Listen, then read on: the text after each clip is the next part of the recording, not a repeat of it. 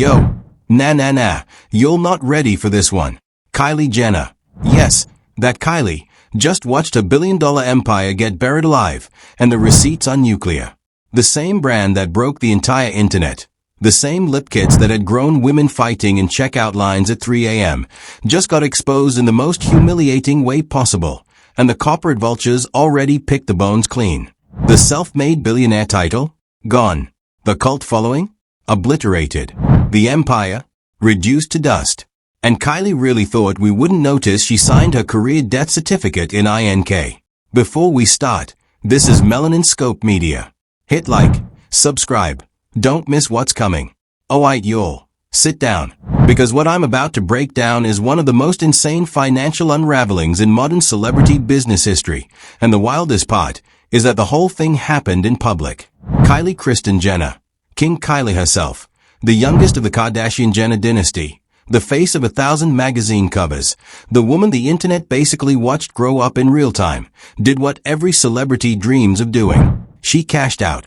In November 2019, Kylie sold a 51% controlling stake in Kylie Cosmetics to Coty Incorporated, the global beauty conglomerate behind CoverGirl, Rimmel, and Sally Hansen, for a cool $600 million.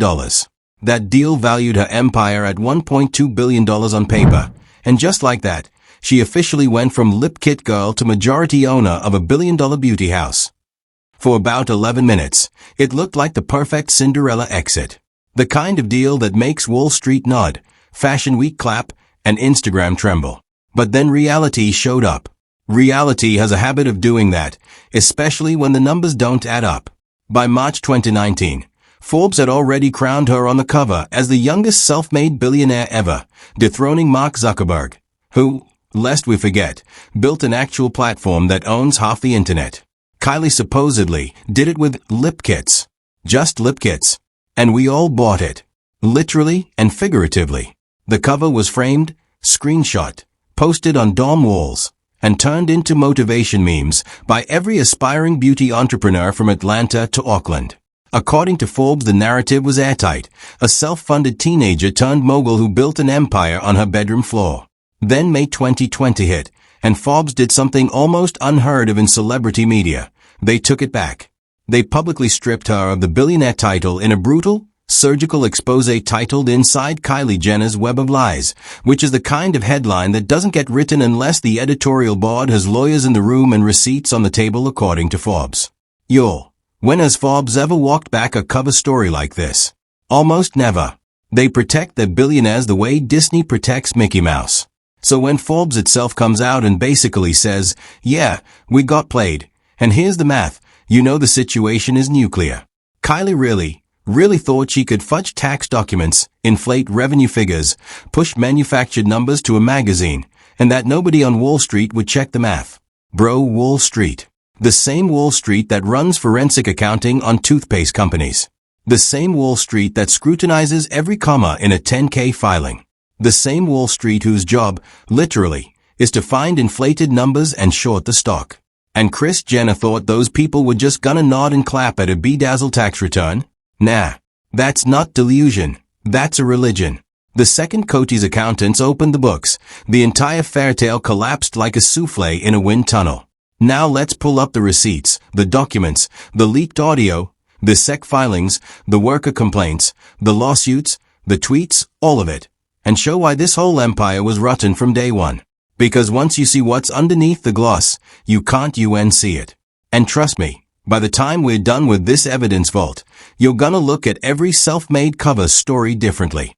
Alright, let's start with the brush scandal, because this is where the cracks started showing, and once they showed, they never stopped. December 2017, Kylie casually drops a 16-piece luxury makeup brush set priced at a whopping $360. $360. 4 brushes. Not for a palette.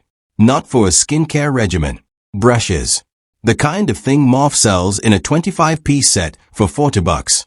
The kind of thing Real Techniques makes you forget exists because their 5-pack is $12 and works just as well. Fans flooded her timeline dragging her, and instead of pulling back, Kylie came out swinging on Twitter saying, and I quote, "I always fight for the lowest price on all my products. These brushes are made with real fur and the quality is amazing. I'm 100% down to do a synthetic line in the future, which will ultimately be cheaper according to Women's Health. Bro said what? Real fur. On a makeup brush. In 2017. The same year vegan beauty was blowing up. The same year cruelty-free certifications became a full-on marketing engine. The same year ELF, Morph, and even high-end brands like Hourglass were going synthetic because the fiber technology had outpaced animal hair years prior. So she's out here flexing real fur like it's a Birkin bag, and you are supposed to clap? When I first read this tweet, I had to do a triple take. Is she serious defending animal hair brushes like that's a luxury move? That's not a flex, that's an HR violation in the year of our Lord 2017. And listen, the absolute killer line is I always fight for the lowest price. Fight. Fight. Sis, you OWN the company. Who exactly are you fighting? The mirror? Your own shadow? That phrase right there, and we're gonna come back to this, was the first leaked clue that Kylie wasn't actually running anything. But we'll get to the forensics in a minute.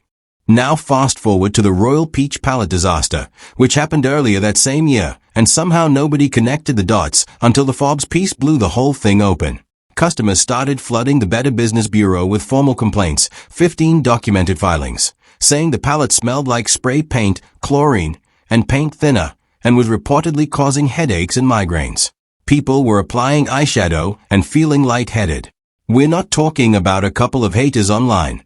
We're talking about an actual regulatory body receiving repeated, formal grievances. TMZ broke the story on February 12, 2017, reporting that Kylie Cosmetics launched an investigation immediately and found an adhesive in the packaging was causing the smell according to TMZ. The brand's official response? A casual, almost cheerful, the palette is still safe to use. Nah. Brew. Sis. People are getting migraines from your product. The BBB has a literal stack of complaint forms, and your response is it's safe. That's where she lost the plot, and not just with consumers. She lost it with retailers, regulators, and anyone in the industry who actually understood compliance. You can't tell paying customers that their headache-inducing product is fine and expect them to keep dropping $40 on the next launch. That's not crisis management. That's gaslighting with a glitter filter. Then in 2020, the nuclear strike landed. Forbes journalist Chase Whithorn dropped the article on May 29th, and the headline alone was a kill shot. Inside Kylie Jenner's Web of Lies, and why she's no longer a billionaire. Forbes wrote, and this part still gives me chills, Forbes now believes that Kylie's business is significantly smaller and less profitable than the family has spent years leading the cosmetics industry and media outlets, including Forbes, to believe. Kylie's most likely worth around $900 million per Forbes. When I first read this, I sat back in my chair like, what? Forbes, the same magazine that handed her the cover, the same magazine that benefited from selling millions of copies off her face, pulled the rug out from under her on their own platform. That is the journalistic equivalent of a referee throwing the trophy in the dumpster on live TV. They didn't just retract the title. They documented WHY. They explained the inflated revenue. They quoted the SEC filings. They walked the audience through the math. That's not a takedown. That's a public autopsy. Kylie's PR team came back swinging within hours, posting a statement on Twitter that read, "What I'm not going to do is play along with these stories any longer. Forbes' accusation that I and my accountants forged tax returns is unequivocally false, as captured by the fashion law. And bro, I've read a lot of celebrity defense statements in my time, and that is the response of someone caught, not someone wronged. When you have to tweet a defense paragraph at 1 in the morning denying tax fraud, the receipts already won the case. Innocent people don't tweet rebuttals about their accountant's integrity. Innocent people send a one-line statement and let their lawyers handle it. The fact that Kylie personally engaged tells you she knew the bleeding was internal. But the moment that absolutely broke the internet was the audio. Forbes journalist Natalie Robund had a raw interview tape from her original reporting, and she pulled it out of the vault. In that tape, Natalie asked Kylie a basic finance question, the kind of question any actual founder could answer in their sleep, and instead of Kylie responding, Kris Jenner, Momager Kris, jumped in mid-sentence. I don't know the invoice part, but she funded her own company by herself and has never had an investor. So, she owns Kylie Cosmetics. Natalie pressed harder, asking, would you say it was 6 figures? And Kris's response?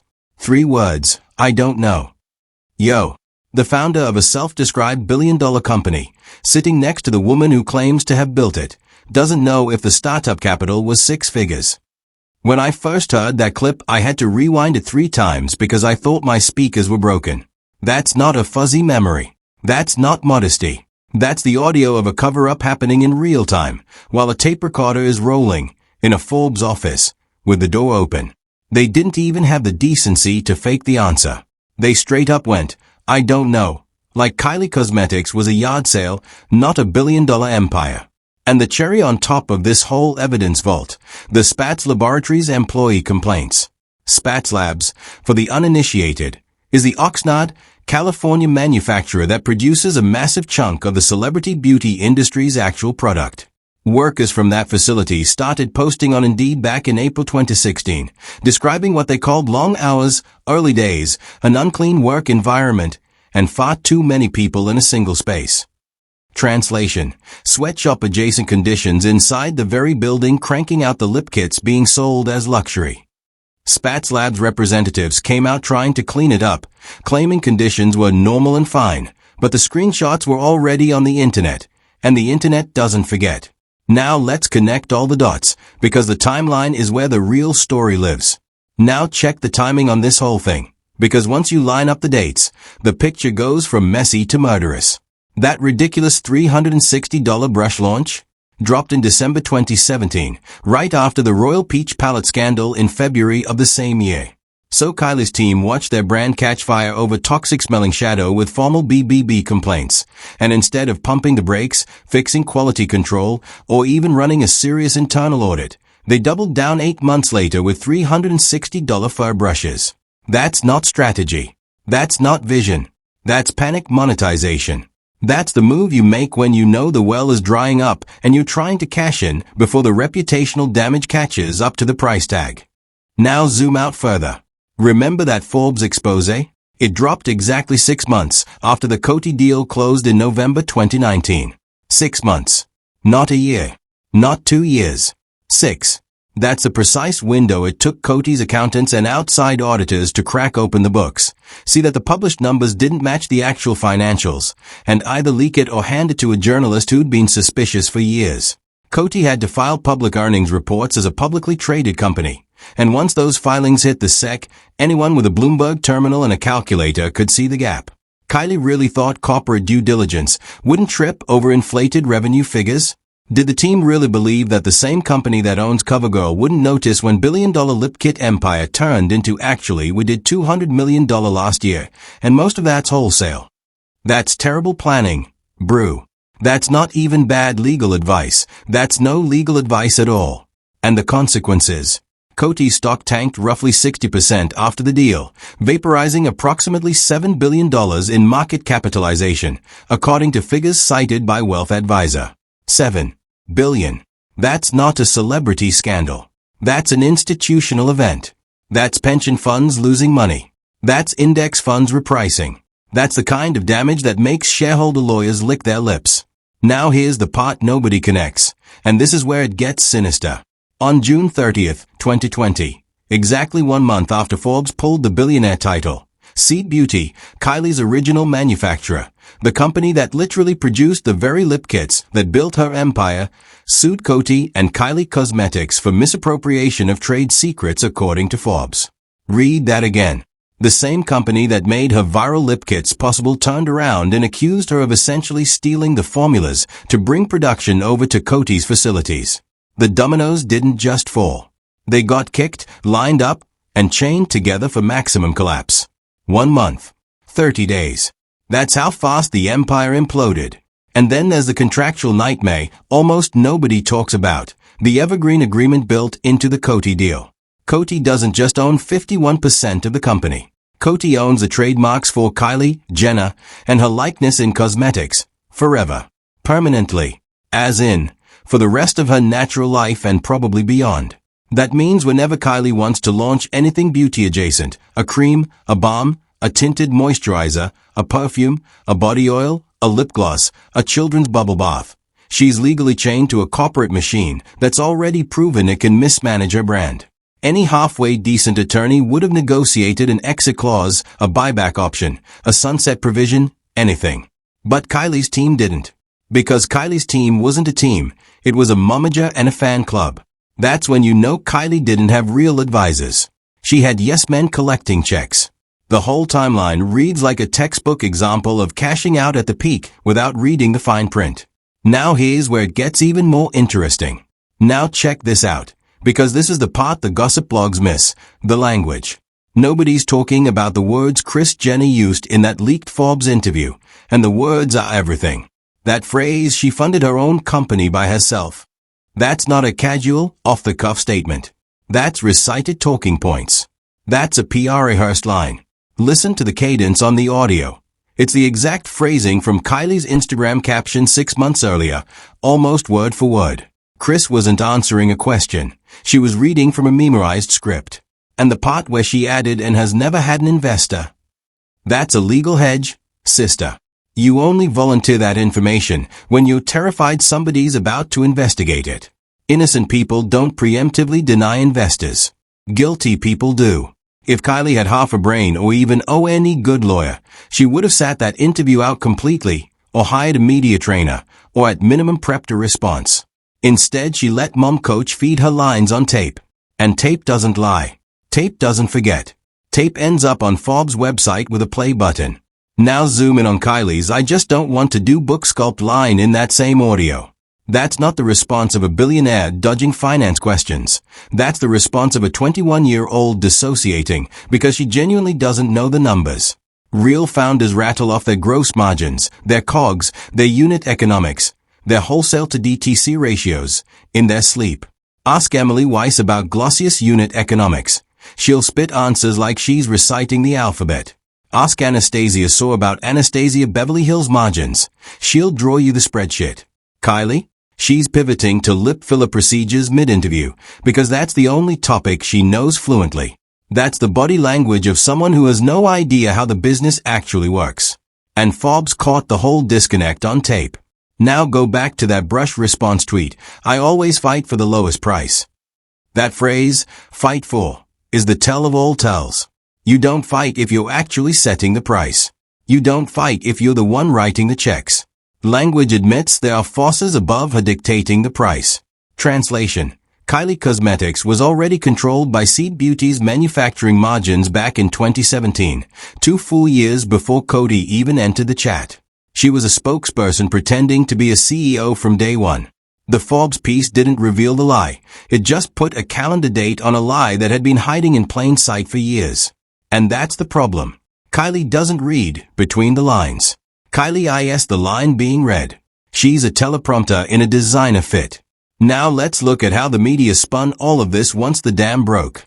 Forbes framed the entire saga as calculated deception, a multi-year inflation scheme they were complicit in until Coty's SEC filings exposed the gap between marketing math and audited math per Forbes. They positioned themselves as victims of a con, which, convenient, considering they're the ones who put her on the cover and rode that cover to newsstand glory for over a year. But credit where it's due, most outlets would have quietly buried the retraction. Forbes published a 4,000-word autopsy.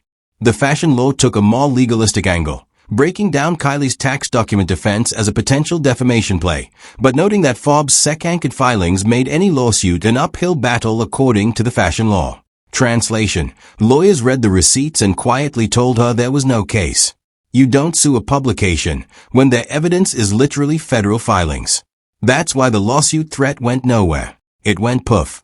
Time magazine framed the story through the Wall Street lens: Coty stock crashing, shareholders panicking, market cap evaporating, beauty industry analysts downgrading the conglomerate's outlook per time.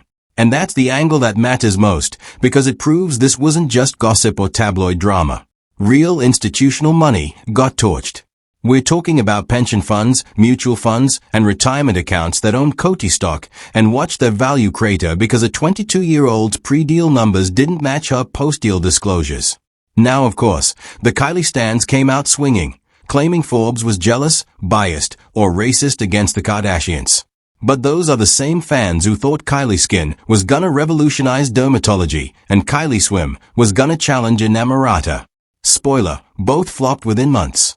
Kylie Swim got dragged for paw stitching, see-through fabric, and lazy designs the day it launched. Kylie Skin got returned in record numbers because of complaints about the walnut scrub. The media tries to spin defenses for the defenders, but the receipts, the leaked audio, the Coty SEC filings, the Seed Buta lawsuit, the BBB complaints, the worker reviews, the contradicting tweets, do not lie. If you still believe Kylie was mistreated after all this evidence, you're not analyzing, you're standing. But here's what nobody in mainstream beauty media is willing to say. Mainstream beauty media wants you to believe Kylie Cosmetics died because of bad products, consumer fatigue, or shifting market trends. That's the safe, brand-friendly narrative they have to print because Coty is a huge advertiser and the Kardashians are a media empire. Here's the real story they won't tell you. And once you hear it, you can't go back. Kylie Cosmetics was never actually a real beauty company. From the beginning, it was a celebrity laundering operation designed to convert Kardashian fame into permanent generational wealth, and Coty was the exit vehicle the entire time. The whole thing was engineered to be sold from day one. The lipsticks were just the cover story. The acquisition was the actual product. Think about it for a second. Why does a 19-year-old self-fund a lip kit with $250,000 of supposed modeling money instead of taking VC money like literally every other founder her age? Why tone down free capital? Why turn down advisors? Because VCs ask questions. They demand audits. They want monthly reporting. They want board seats. They run unit economics. They check supplier contracts. They send junior associates to factory inspections. Kylie and Kris specifically structured Kylie Cosmetics to avoid outside oversight, which gave them total control over the financial narrative. That's not entrepreneurship. That's a magic trick with a PR budget. That's a smokescreen with a glossy filter.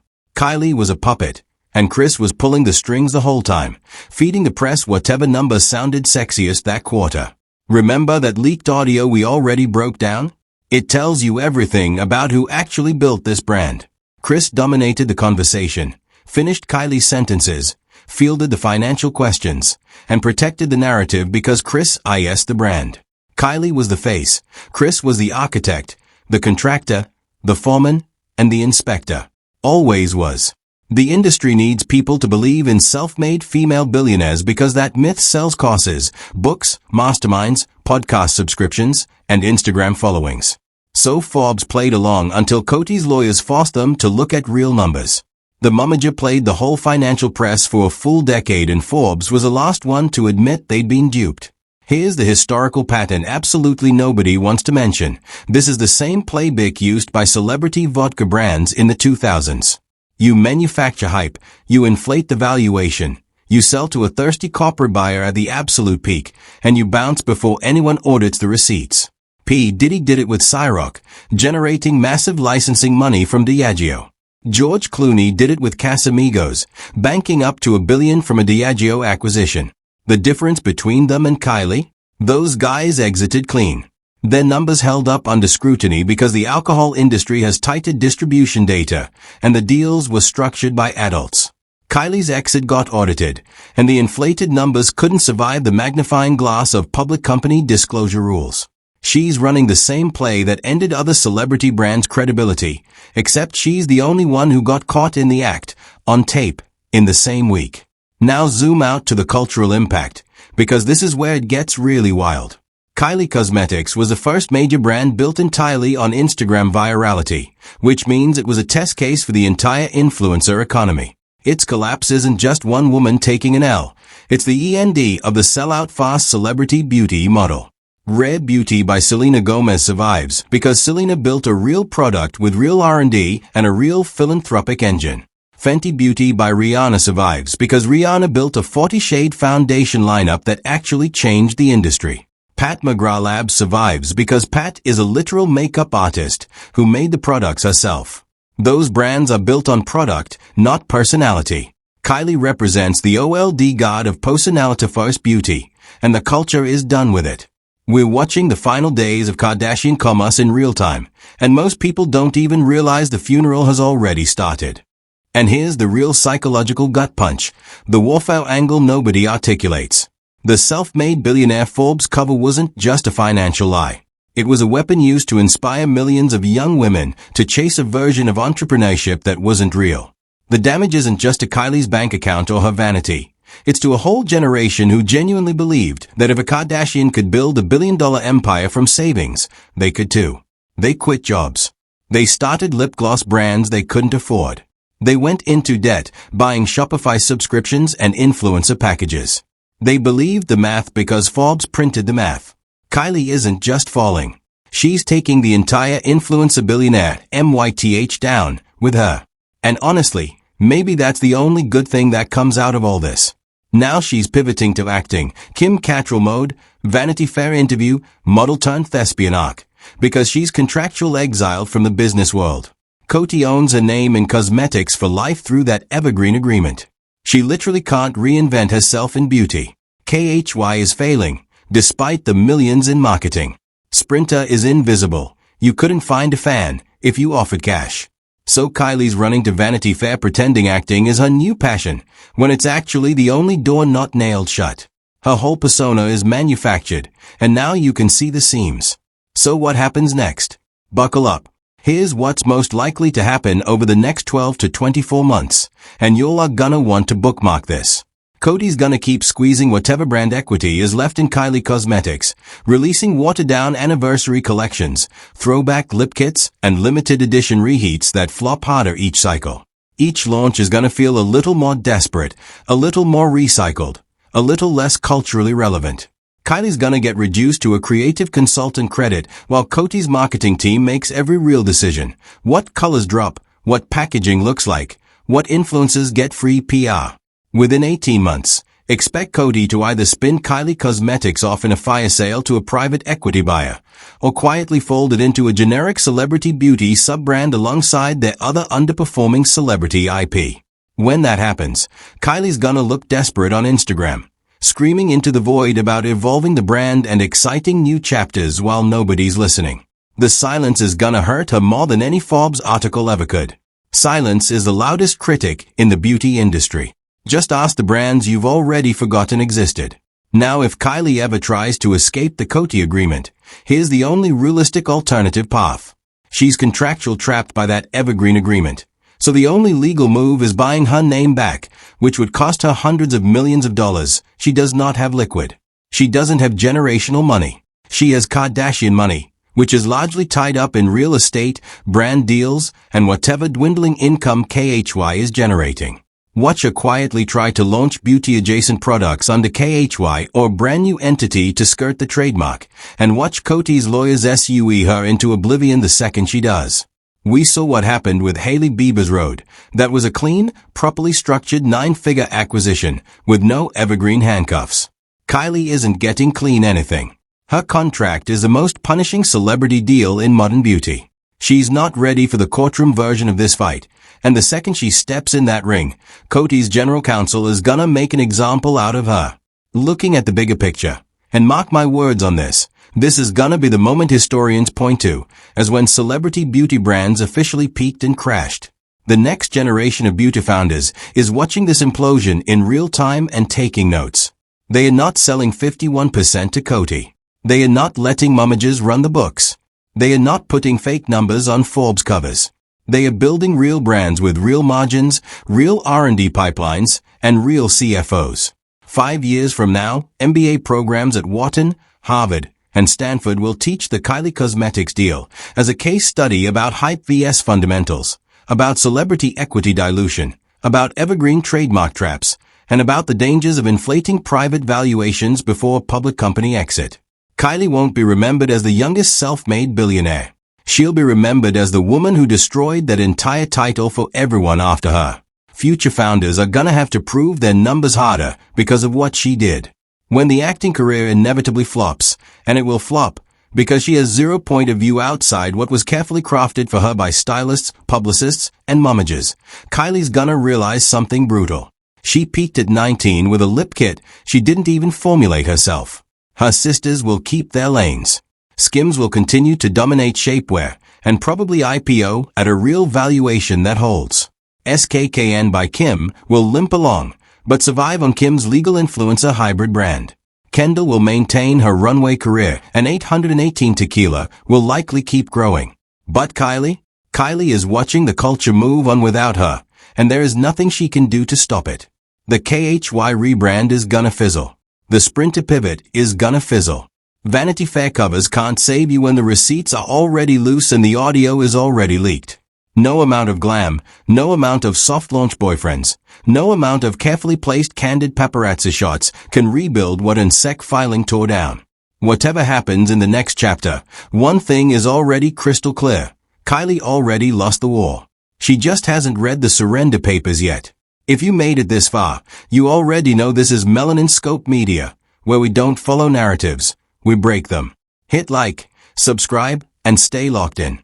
Because what's coming next? Trust me, they don't want you to hear it.